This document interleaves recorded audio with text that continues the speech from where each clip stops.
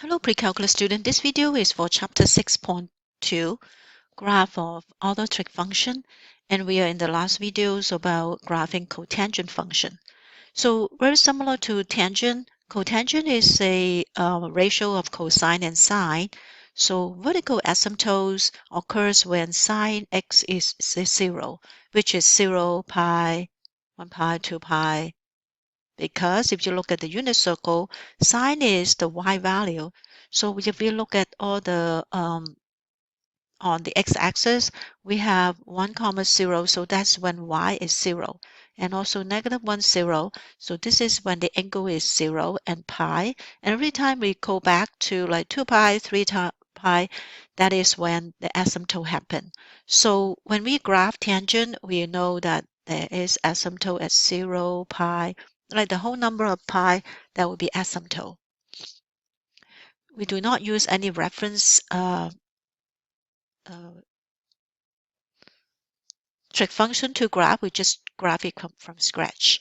And then when we look at x, let's do some 0, pi over 4, pi over 2, 0 we know is an asymptote, right? So this would be an asymptote, VA, x equal to 0. And then let's just do we only need to go up to pi because it repeat after that. So like say do 3 pi over 4, and then so this 3 pi over 4 and then pi, right? So this is sufficient. Then we have for cosine, it is 1, right? And sine is sine is 0. And this is root 2 over 2 and root 2 over 2. So when you do vertical asymptote, so that is so because sine is 0, so it's vertical asymptote, and this would be 1 for cotangent, is cosine over sine, so they're the same thing. Then pi over 2, cosine is 0, sine is 1, so 0, comma 1 is 0. So at pi over 2, cotangent is 0, and then this would be cosine is negative root 2 over 2, sine is root 2 over 2. So when you divide them, it's -1. And this is -1, 0, so it's undefined again. It's a VA. So we can kind of know that there's only 3 key points here. The key point is when when it is a multiple of pi over 2, or not, well, pi over 2 plus pi. So this is the period. The period is pi. And then at the pi over 4 number, it would go up to 1. And then a pi over 3 number is go down to -1. So, but this is not a straight line. Around the asymptote, they should always be going up to infinity. So, and then it's concave up. Here we would have concave down and down to infinity. So this is the basic curve, and then it repeats again. This 3 point at the quarter point, the midpoint of the vertical asymptote, and just do the same thing again. Okay, so remember to curve down, curve up in the top, and curve down in the bottom. So it's always decreasing.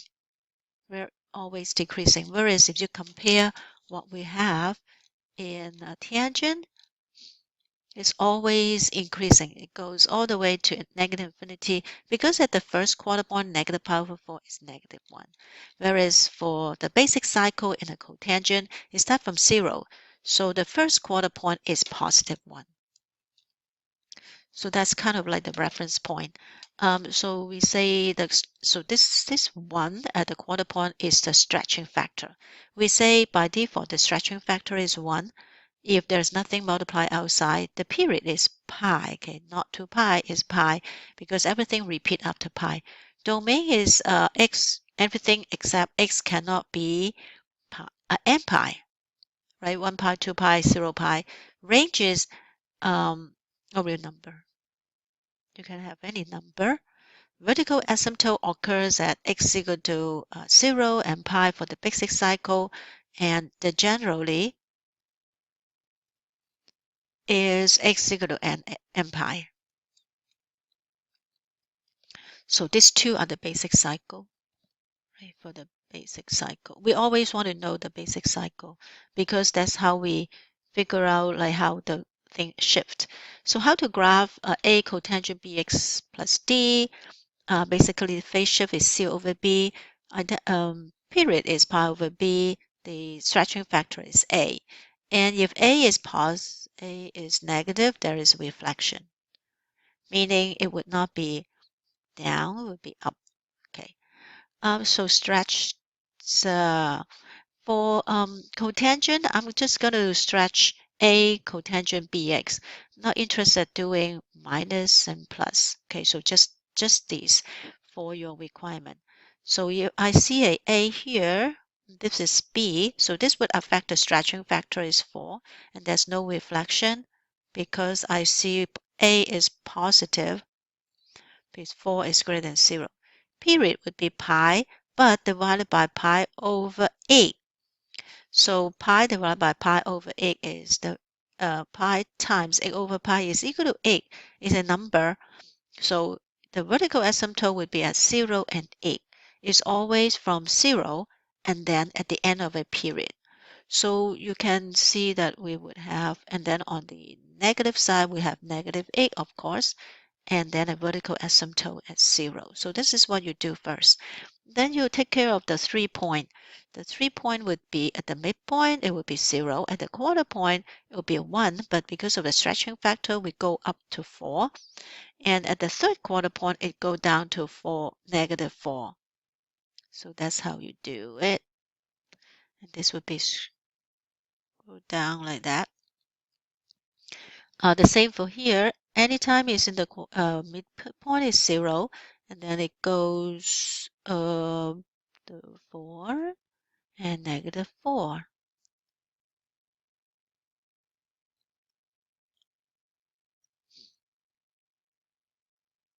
Okay, like that.